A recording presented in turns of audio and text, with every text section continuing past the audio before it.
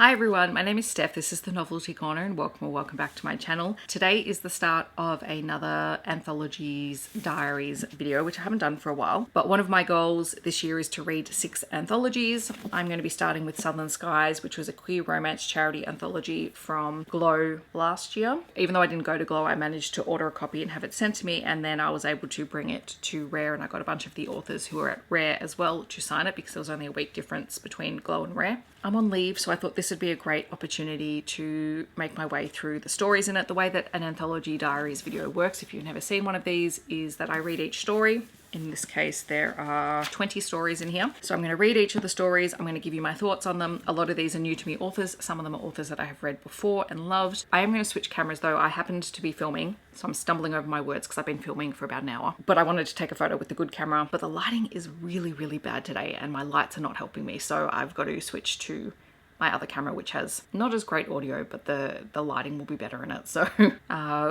we do what we can. All right, first story is read. It is Island Protector by Addison Acres, which is a paranormal story between a single dad and a quokka shifter. And so my day has entirely been made because I've not read a quokka shifter book before. So now I have read one. It is cute, it is sweet. It is entirely funny how the single dad finds out that the other guy is a quokka shifter because his daughter, who is like 3 or 4, quite literally kidnaps said quokka, shoving him into her bag, and because he's trying not to hurt or scare her, she thinks it's a stuffed toy, doesn't want to freak her out, and thinks I'll get out of the bag and I'll leave when I get a chance. But no, she pulls him into bed and hugs him like a teddy bear, and I feel really bad for the dad because he wakes up to find a guy in his daughter's bed, and obviously that is distressing, and he has to rapidly prove what happened. But still funny nonetheless. Not if it happened in real life, it's only a book. The next story is Amy Aislin's story, so I'm very excited to get to it. It will be a hockey romance. So Amy Aislin's story is called The 10-Year Hat Trick. It is a short little snippet 10 years after Stickside, and that is Mitch and Alex's story. It's the first Amy Aislin book I ever read. They've been married for 10 years and they haven't come out in all that time. Mitch is still playing for the NHL, Alex is retired, and they're on holiday in Australia, and they just talk about the fact that, you know, maybe it's time to tell everyone it's the off season. And so they make a social media post about being married and the flow on effect from that. It's short, it's lovely, no steam in it, it's just a little snippet of their life, and I greatly enjoyed it. I do need to go back and reread Stickside at some point because it's been a while. Next up is Anna Sparrows. All right, so first DNF of the anthology is Win or Louie by Anna Sparrows. I just wasn't feeling it. It's going to be an age gap kind of story, just not my kind of thing. So we are going into Everything for Love by Becca Jackson, who I have read before, and this one is signed. Actually, I forgot to show you, the Amy Aislin one is also signed. So Everything for Love by Becca Jackson is set in her Totally Played series. It's the Banana Ball series. I don't know if these characters are introduced in another book. I'm assuming they are. I haven't got that far yet. But it's Tim, who is an Australian-born player in the league, and his partner, Lion. The Banana Ball League is traveling, doing a world tour, and they're in Australia for Pride, and everyone is very happy about that. It was very fun. It was open door, and yeah, just kind of fun, and I'm desperate to get back to that series. Oh my gosh, I just need a week of nothing so I can marathon the rest of that series. That would be my preference. Next up is Becca Seymour's story, which is First Schmirsts. I can't say that. First Schmirsts. It's supposed to rhyme. That's not happening with me today. All right, so First Schmirsts. I still can't say it. I can't say it. My mouth doesn't make it. We're just gonna stop there. Anyway, that is Becca Seymour. It is set in with characters from her contemporary basketball series. So these also, for all the stories have been I think they all are. It's Dean and Kieran. They're in Australia. They're actually in Queensland over the winter. It's still very pleasant there. They have a trip out to Fraser Island, and that's where Dean proposes. So it's very sweet. Next up is the third of the Beccas. It is Becca Steele, and it is Andrew and Elliott Down Under. I should also say Fraser Island is also now known as K'gari rather than Fraser Island. Traditional name places are important. Andrew and Elliott Down Under is about Andrew and Elliott. They are part of Becca Steele's, LSU series from the book Sidelined. So I haven't read that. They're two college kids who are traveling in Australia. They end up again on K'gari or Fraser Island and are camping there for a couple of nights. just them. Again, open door, very fun. Next up is a BL Maxwell story, Small Town to Down Under. All right, so I DNF'd Small Town to Down Under. Just the writing style wasn't working for me. It was very, I don't know what the best way to describe it is. It felt very prescriptive, I think might be the best way, which is just not what I prefer in my romance books. I'm going to read A Sake Bottle in Sydney Cove by DK Girl. Never heard of this author. Another DNF, and not because it's badly written at all by any stretch, but it's a historical queer story set in Sydney Cove, and it's a sake bottle who becomes sentient and becomes a human. Just not my thing. Next up is Jax Calder, who is definitely my kind of writer, and this is the Bromance Question, and it is signed. All right, so the Bromance Question by Jax Calder, utterly delightful.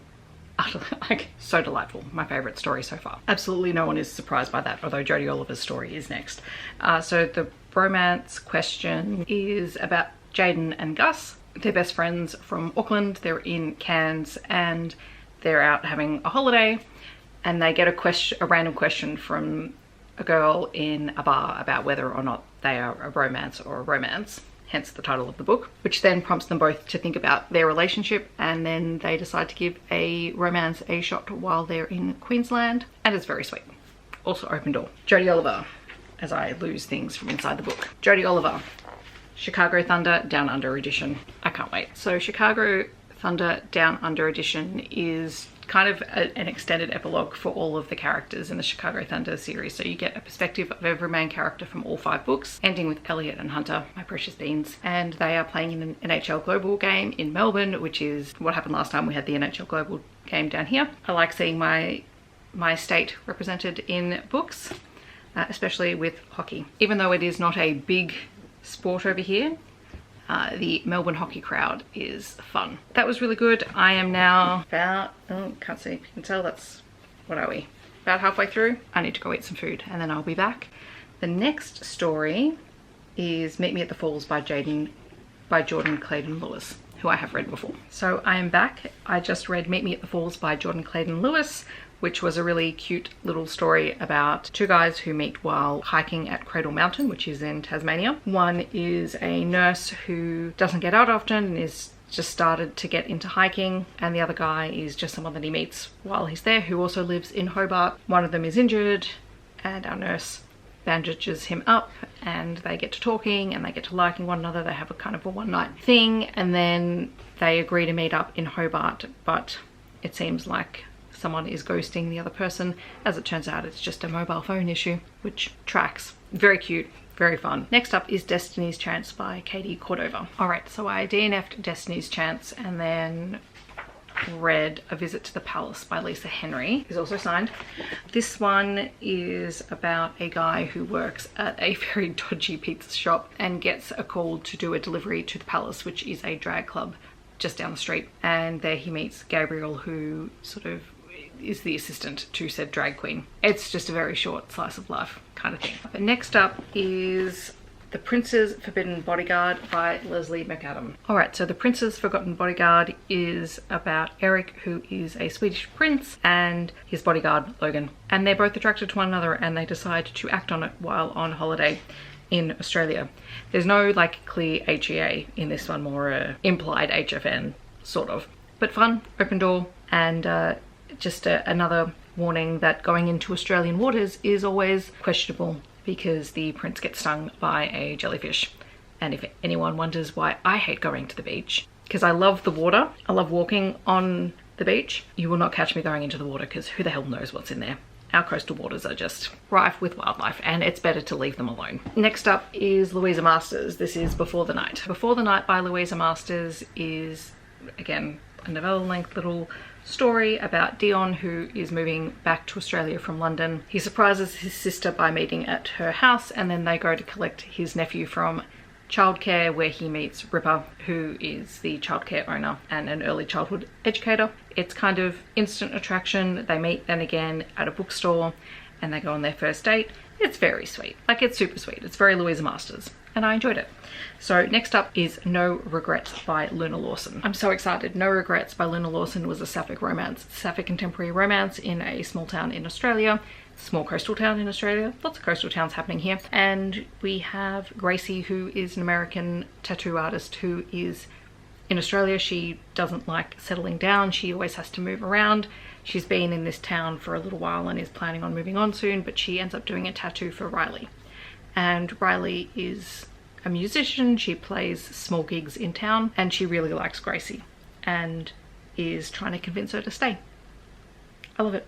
I love that we had a sapphic romance. Hallelujah. Next up is Magpie by Myf Wren. So Magpie by Myf Wren is an story. It's about two friends. One's about to go off to university in Adelaide. The other has decided that he's going to stay home and the other is trying to convince him to come and that his parents will be fine without him. And they admit that they have feelings for one another and then make out in the barn. That was cute. Next up is The Cocky for Cody by Robin Knight. So The Cocky for Cody by Robin Knight is an story. It is about Brooks and Cody. Cody is originally from Australia. He and Brooks are in Australia for a holiday and they're going to Cody's house, which is on a remote island with a very small population, etc. When they get there, Cody has to introduce Brooks to Kevin the cockatoo, who is a wild animal who has adopted Cody, who is very displeased that Cody has left him for a significant period of time and is currently trashing the kitchen. He also repeatedly trashes the kitchen as they're leaving as well, and has a very, very, very extensive vocabulary. Cockatoos are very intelligent birds. Not quite sure they can do this level of talking, but it was pretty funny. All right, second last story is Double Booked by Sarah Honey. So Double Booked by Sarah Honey is set in Western Australia. We have Dylan, who is newly 21, just come out, and is on a holiday, and he's going to go to like a national parkland on the coast where you can see dolphins being fed. And he gets a flat tire along the way. A guy stops and helps him. His name is Dan. And then when Dylan gets to his motel that he's staying in, there is a double booked situation because both Dan and Dylan have the same last name and the room was rented for D. Addison, and that's both of them. And so they end up having a one-night stand and then going to the park together the next day and deciding to make it a relationship, which was cute. Next up is the last story, Dragons and Other Dreams by TJ Nichols. And this one, when I got it signed at Rare, came with a free little art print. So that's fun. Let's read it and see what it's about. So Dragons and Dreams by TJ Nichols is set in her mythos world. I think that's the series. So it's a paranormal story. It's set in Tasmania. I don't know much about the series, so I'm kind of just going off the basic information that we're given in a novella-length story. We have Hallex, who is a water dragon who is on Earth after something happened to his world, and basically he's stuck here. And that's the same with a number of paranormal creatures. They're all stuck on Earth and they can't go home. And he got stuck here when he was approximately 9 years old and grew up with the nymphs of this remote island. Then we jump forward a number of years and we have Jack, who is human, and he's out on a boat with his uncle and he falls into the water and Hallex saves him. And Jack has seen Hallex in the water before. He knows a little bit about the mythos, about the creatures, and he'd seen the water dragon in the water a year ago and he was hoping to see him again, and you know, is pleasantly surprised when Hallex saves him, and then it's revealed that they are mates. And it was cute. Like I do want to go and explore more of TJ Nichols' backlist, especially the paranormal stuff, so that was kind of fun. So that is every story in Southern Skies. I think, what did I have, maybe 5 DNFs maybe? That's not bad out of 20 stories. It's a 75% success rate. My favorites, unsurprisingly, are Jodi Oliver, Jax Calder and Louisa Masters, but I've read a lot of their work, so I'm just used to it and I enjoy it. But otherwise, a really solid collection, and I'm really glad that I ordered a copy. And hopefully one day I get to go to GLO. Alrighty, and that about wraps up this Anthology Diaries vlog. Thanks for watching. Let me know if there's any of these authors you want to hear me talk about more, because there's quite a few that I would like to read a bit more from, and I'd love to know, have you read anything by these authors? Feel free to let me know down below. If you just want to let me know that you're here but you don't want to leave a comment, feel free to leave any kind of emoji that reminds you of Australia, and I hope that wherever you are in the world you're staying safe and healthy, and I will see you in my next video. Thanks so much for watching. Bye everyone.